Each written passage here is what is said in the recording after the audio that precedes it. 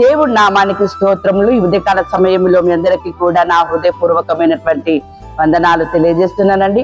ఈ దినము దేవుడు మీతో మాట్లాడుతున్నటువంటి మాట ఏంటంటే, దేవుడు మీకు క్షేమమును విస్తరింపజేస్తూ ఉన్నాడట. భక్తుడు అంటున్నాడు 116వ కీర్తన 6వ వచనములో, నేను కృంగియుండగా ఆయన నన్ను రక్షించెను.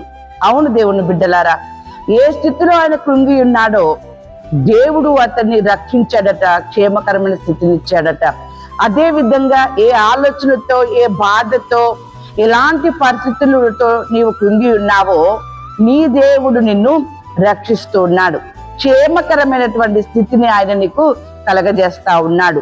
వాక్యం సెలవిస్తా ఉంది కదా, యెషయా గ్రంథం 51వ అధ్యాయం 3వ వచనంలో, యెహోవా సీయోనును ఆదరించుచున్నాడు, దాని పాడైన స్థలములన్నిటిని ఆదరించి దాని అరణ్య స్థలములను ఏదేను వలె చేయుచున్నాడు, దాని ఎడారి భూములు యెహోవా తోట వలెనగునట్లు చేయుచున్నాడు. ఆనంద సంతోషములను కృతజ్ఞతాస్తుతియు సంగీత గానమును దానిలో వినపడును. ఎంత అద్భుతం అండి! ఎలాంటి స్థితిలో నీవు ఉన్నావో, ఎలాంటి స్థితిలో నీవు కృంగి ఉన్నావో నీ దేవుడు సంతోష గానము దానిలో వినపడును అనేటటువంటి గొప్ప క్షేమకరమైనటువంటి స్థితిని, అభివృద్ధికరమైనటువంటి స్థితిని ఆయన మీకు కలగజేస్తూ ఉన్నాడు. దేవుని బిడ్డలారా, దేవుని యందు భయము భక్తి కలిగి ఉండండి.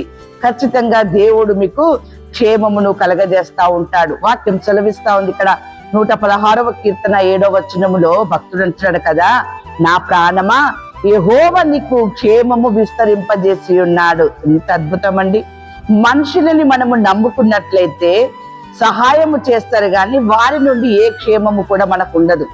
కానీ నువ్వు దేవుని నమ్ముకున్నట్లయితే దేవుని యొద్ద నుండి సహాయము దొరుకుతుంది, క్షేమము దొరుకుతుంది. ఎలాంటి భయము లేకుండా నీవు సురక్షితంగా కూడా ఉండగలుగుతావు. అందుకనే భక్తుడు తన ప్రాణముతో అంటూ ఉన్నాడు, నా ప్రాణమా యెహోవా నీకు క్షేమము విస్తరింపజేసి ఉన్నాడు. అవును దేవుని బిడ్డలారా, నీ ప్రాణమునకు దేవుడు క్షేమమును కలగజేస్తాడు. నీ ఇంటికి దేవుడు క్షేమమును కలగజేస్తాడు. నీ ఇంటి వారందరికీ కూడా దేవుడు క్షేమమును కలగజేస్తాడు. వాక్యం సెలవిస్తా ఉంది 91వ కీర్తన 4వ వచనములో, ఆయన తన రెక్కలతో నిన్ను కప్పును, ఆయన రెక్కల క్రింద నీకు ఆశ్రయం కలుగును. ఎంత అద్భుతం! ఆయన తన రెక్కలతో నిన్ను కప్పుతున్నాడు. అదే విధంగా ఆయన రెక్కల క్రింద నీవు ఉన్నావు కదా, ఆయన రెక్కల క్రిందనే నీకు ఆశ్రయము కలుగును, క్షేమము కలుగును.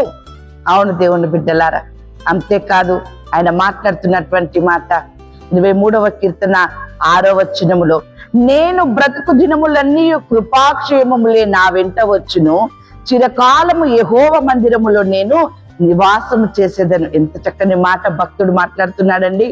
ముందుగా ఆయన అన్నాడు కదా, నేను కృంగియుండగా ఆయన నన్ను రక్షించెను.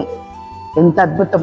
దేవుడు రక్షించాడు, దేవుడు తనని కాపాడాడు, దేవుడు అతనికి ఆశ్రయంగా ఉన్నాడు.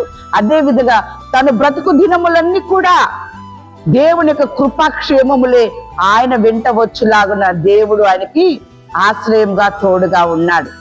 ఈరోజు నువ్వు దేవుని నమ్మినట్లయితే, దేవుని యొక్క మాట ఎందుకు విశ్వసించినట్లయితే నీ జీవితంలో కూడా దేవుడు కృపాక్షేమములు విస్తరింపజేయను గాక. ఉదయకాల సమయంలో దేవుడు మీతో మాట్లాడుతున్నటువంటి మాట సమూయేలు మొదటి గ్రంథము 20వ అధ్యాయము 21వ వచనములో, నీకు ఏ అపాయమును రాక క్షేమము కలుగును. ఎంత అద్భుతం అండి! నీతో కూడా దేవుడు మాట్లాడుతూ ఉన్నాడు. దావీదు భక్తుడితో మాట్లాడినట్టు, దావీదు భక్తుడికి కృపాక్షేమములు చూపించినట్టుగా ఉదయకాల సమయంలో నీతో కూడా దేవుడు చెప్పుచున్నాడు, ఏ అపాయము అనేది రాక క్షేమము కలుగునని. అలాగుననే మీకు, మీ కుటుంబానికి దేవుడు క్షేమమును విస్తరింపజేయును గాక. ఆమేన్.